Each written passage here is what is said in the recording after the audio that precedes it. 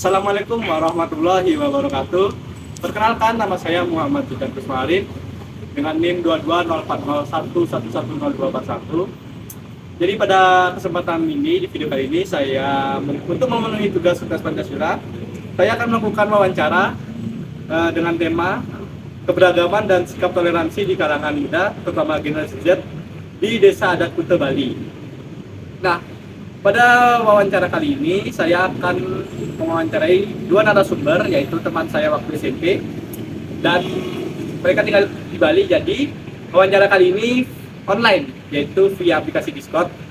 Dan wawancara ini juga saya ambil untuk sesi wawancara yang narasumber pertama dan narasumber kedua itu berbeda karena ya menyesuaikan waktu narasumbernya. Jadi mohon permaklumannya. Oke, tanpa basa-basi lagi, mari kita langsung lanjut ke sesi wawancara narasumber yang pertama. Oke, let's go.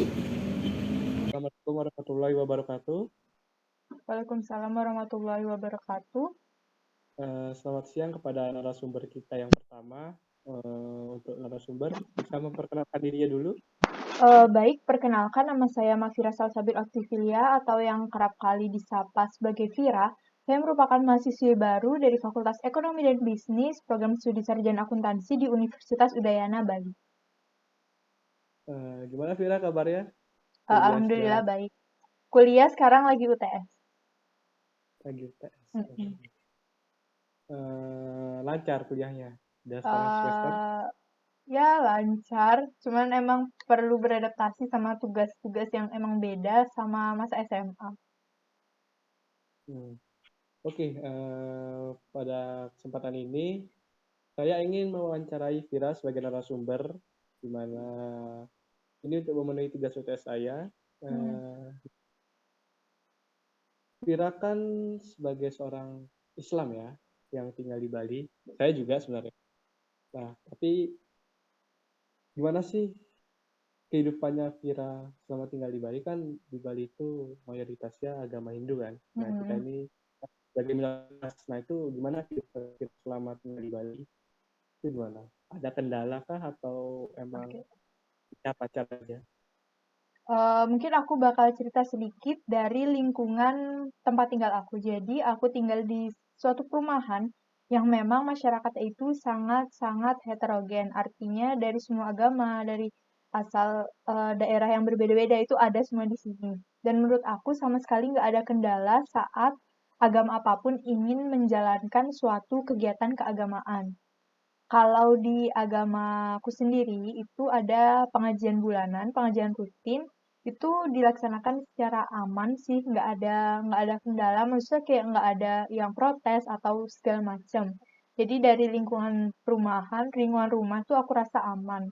Kemudian lanjut ke lingkungan sekolah, jadi aku bakal cerita dikit dari SMP SMA itu kan aku di sekolah negeri dan emang masa SMP SMA ini aku belum memutuskan untuk berhijab dan memang di sekolah aku ini belum bisa kalau ada orang yang mau berhijab gitu. Jadi sekolah apa seragamnya itu memang ada seragam khusus yang biasalah yang umum gitu bagi sekolah negeri di Bali.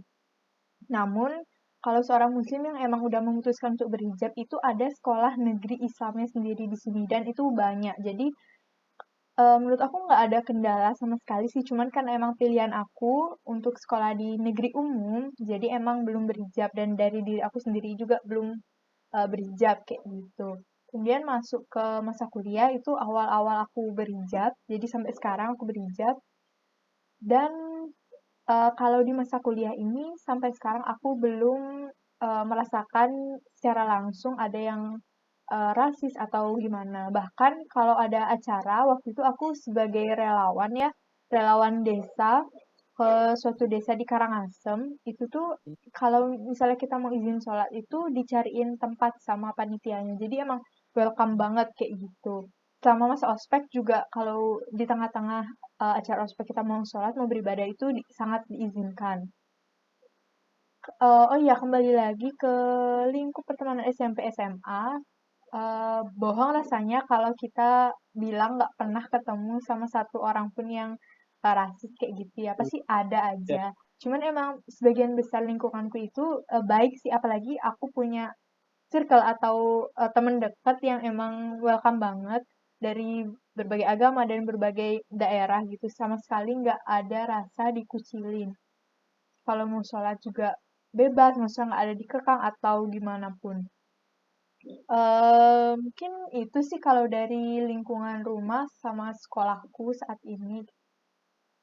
Hmm, jadi kayak lingkungan pun positif di sana ya. Iya Maksudnya benar kayak sekali. terima, welcome pada kita yang emang kayak pendatang gitu kan. Iya, memang karena toleransi di Bali itu juga tinggi ya. Bahkan ada yang lumayan terkenal di Bali itu namanya daerah Puja Mandala itu deretan antara tempat ibadah yakni masjid, gereja, dan pura. Mm. Jadi emang sangat tinggi toleransi yang ada di Bali. Iya benar Tapi kalau sepengalamanku ya. ada nggak sih kayak misalkan kejadian yang Vira alami, maksudnya kayak ada yang kayak rasis atau kayak sinis gitu lah kayak melihat kita gitu.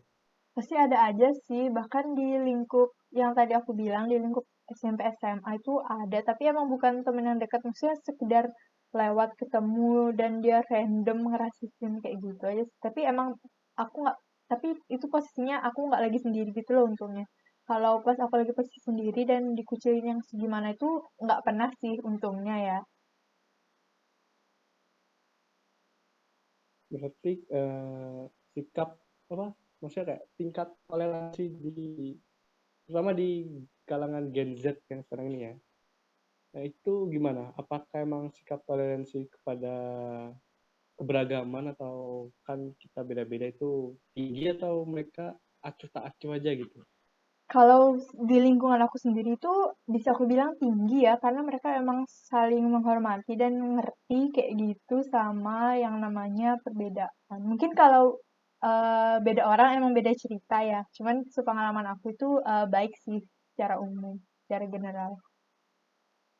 Hmm, berarti ya lumayan ini ya. Berarti kayak kan ada yang nyebutin kayak Bali itu disebut sebagai daerah dengan tingkat toleransi yang paling tinggi di dunia malah kan. Itu emang berarti sesuai fakta yang ada di lapangan Iya, berarti ya. benar-benar. Kalau sepengalaman aku sih sangat sesuai. Hmm. Pernah nggak sih kira ngalamin kayak ada kendala, misalkan kayak hari raya besar itu gimana? Apakah ada kayak orang Bali yang ikut, maksudnya kayak akan Oke. menjaga keamanan Hmm, sholat gitu, itu ada nggak? oke. Mungkin kalau sholat Idul Adha ya, itu tuh biasanya dijaga sama ada semacam polisi daerah namanya pecalang ya. Itu dijaga langsung oleh aparat pecalang. Terus kalau sholat Idul Fitri itu biasanya aku ke Jawa sih, tapi emang rata-rata tuh emang dibantu secara langsung sama pecalang itu. Terus pernah juga waktu Nyepi itu kan bertepatan sama hari Jumat ya, dimana Mm-mm. orang-orang Muslim yang cowok tuh perlu sholat Jumat itu tuh dibolehin sholat Jumat, tapi emang tetap nggak boleh naik motor. Jadi kita jalan ke suatu tempat, jadi sholat bareng di sana kayak gitu. Tapi masih dibolehin keluar gitu kan aturan sebenarnya kan nggak boleh keluar ya. Cuman Mm. karena itu ada Jumatan jadi tetap dibolehin. Jadi ya cukup tinggi banget sih aku rasa. Hmm, oke. Mungkin Ya kalau mungkin menurutku hal-hal ras itu malah lebih sering ditemuin di sosial media ya daripada di secara langsung. Karena kalau di sosial iya iya. media itu cukup banyak gitu. Tapi kalau Mm-mm. secara langsung aku sangat jarang sih ngelihatnya. Heeh. Kebanyakan emang berani di sosmed. Ah iya iya Jadi, benar. oke Vira, mungkin cukup sudah menjawab pertanyaan saya tentang sikap toleransi terutama di kalangan Gen Z yang sekarang, di kalangan anak muda, terutama di Bali yang notabene-nya itu beragam lah, ada yang orang Mm-mm. Jawa, Sulawesi, bahkan orang Bali sendiri tuh, orang Bali sendiri tuh kayak welcome gitu, mereka hidup bersama. Itu emang aku yang emang di Bali juga ngerasain hal yang sama. Baik Vira, terima kasih atas waktunya. Oke. Maaf di waktunya. Terima kasih atas penyampaian ya pengalaman kita selama di Bali sebagai seorang minoritas yang sama kayak aku juga. Baik, Iya, Vira, makasih ya. iya, sama-sama. Semoga lancar UTS-nya. Aman. Assalamualaikum warahmatullahi wabarakatuh. Waalaikumsalam warahmatullahi wabarakatuh.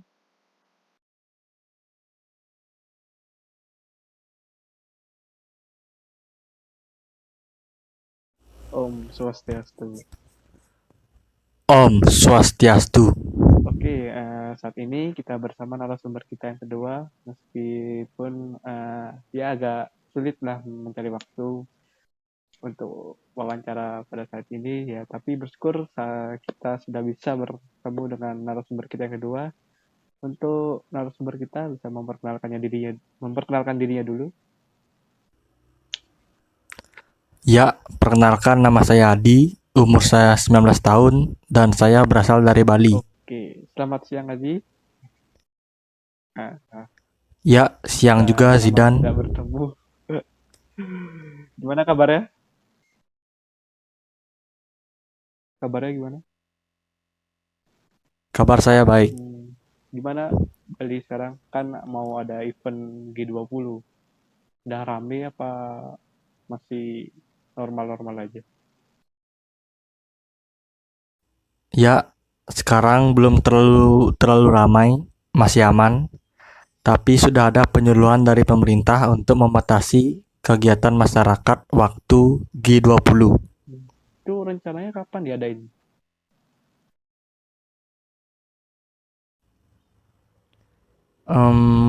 Bulan November. Pertengahan bulan November. Oke, tanpa basa-basi lagi.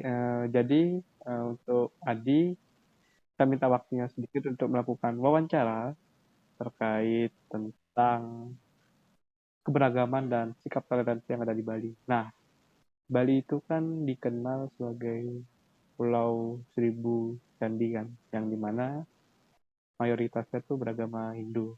Tapi ada juga orang dari luar Bali kayak dari Jawa, dari Sumatera, dari Kalimantan itu kan tinggal di Bali juga. Nah, sehingga menimbulkan keberagaman yang ada di Bali. Nah, bagi Adi sendiri itu gimana sih melihat keberagaman yang ada di Bali?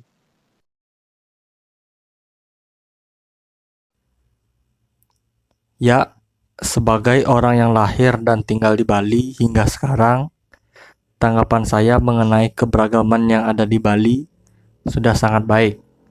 Karena walaupun banyaknya keberagaman yang ada di Bali, namun kita semua bisa hidup rukun. Contohnya adalah tempat ibadah di Bali. Di Bali, mayoritas beragama Hindu. Tempat ibadah agama Hindu adalah pura. Namun, di Bali juga banyak terdapat tempat ibadah agama lain. Namun, semuanya bisa beribadah dengan aman dan nyaman di Bali. Karena kita saling menghargai.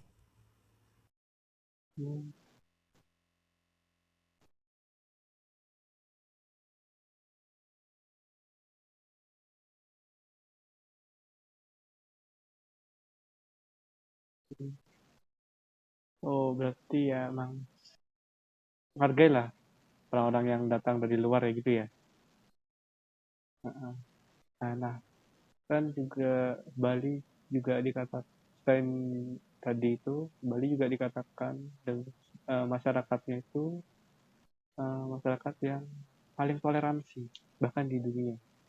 Nah, di lingkungannya Adi sendiri, Adi sebagai mayoritas Hindu itu, apakah Adi sudah menerapkan sikap toleransi kepada orang-orang yang emang minoritas di sana? Gimana di lingkungannya Adi? Apakah sikap toleransi itu memang benar ada atau hanya sekedar kata-kata saja? Ya, izin untuk menjawab. Sebagai orang yang mayoritas di Bali, menurut saya sikap toleransi terhadap keberagaman di Bali, saya tidak pernah membandingkan teman-teman yang minoritas di Bali. Dan juga Zidan, sebagai teman di kelas saya yang merupakan minoritas dan ada juga beberapa teman lainnya, saya tidak pernah membandingkan membanding-bandingkan dalam berteman. Menurut saya, yang terpenting adalah sikap. Sikap untuk saling menghormati dan menghargai. Ya. Selama kita bisa saling menghormati dan menghargai, kita semua bisa hidup berdampingan dengan rukun. Hmm. Om Santi, Santi, Santi, Om.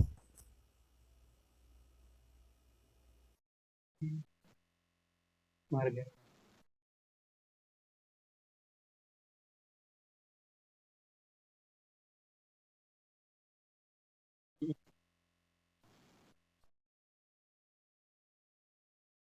Berarti emang bukan kata-kata saja, tapi emang di lingkungan yang Adi rasakan, dan Adi sendiri juga sangat menjunjung tinggi sikap toleransi dan menghargai, terutama saya merasa emang terbuka lah orang-orang di Bali sana mau berteman dengan saya meskipun saya juga minoritas di sana.